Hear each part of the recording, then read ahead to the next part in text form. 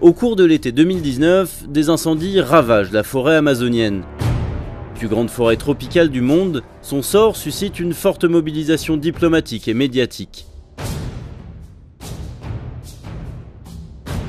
Mais dès la mi-août, des internautes et des personnalités politiques, au premier rang desquels Emmanuel Macron, s'inquiètent de la situation de l'autre côté de l'Atlantique. L'Afrique subsaharienne serait elle aussi en train de brûler dans l'indifférence mondiale. Une situation qui pourrait être d'autant plus catastrophique que la région abrite le bassin forestier du Congo, la deuxième plus importante forêt tropicale de la planète. Alors, qu'en est-il réellement ? D'abord, une partie de l'Afrique subsaharienne brûle effectivement, mais ce n'est pas la forêt tropicale congolaise.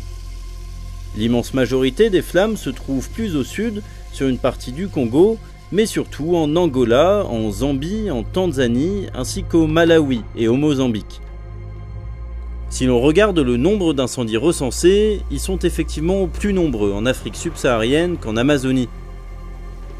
Entre le 1er et le 15 août 2019, les satellites de la NASA ont signalé un peu plus de 250 000 feux dans la forêt d'Amérique latine, contre près de 550 000 en Afrique subsaharienne.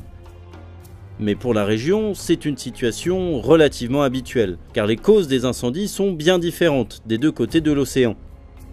Au Brésil, l'origine des flammes qui ravagent la forêt amazonienne est à trouver dans la sécheresse, ainsi que dans la politique du président Jair Bolsonaro. Depuis son élection en octobre 2018, il s'emploie à faciliter l'exploitation industrielle et agricole de la région. On vous explique cela plus en détail dans cette autre vidéo. En Afrique, les incendies sont majoritairement l'œuvre d'agriculteurs locaux qui pratiquent la technique du brûlis. Elle consiste à incendier volontairement un terrain destiné à être cultivé. Le feu, normalement contrôlé, permet de défricher une zone et libérer des nutriments qui vont enrichir la terre. Dans une étude récente, des chercheurs ont d'ailleurs estimé qu'une partie du phosphore produit par les feux en Afrique subsaharienne participait même à fertiliser la forêt amazonienne. Mais cette pratique, bien qu'ancestrale, est lourde de conséquences. En plus de dégrader la qualité des terres sur le long terme, les feux peuvent facilement échapper au contrôle des agriculteurs et brûler des zones bien plus grandes que prévu. Ces problématiques locales se répercutent alors à l'échelle planétaire.